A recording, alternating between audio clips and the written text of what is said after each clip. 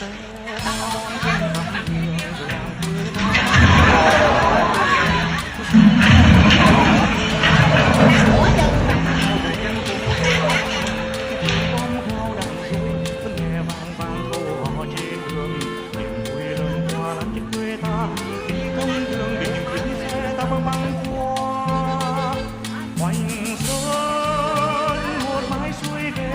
Chưa xong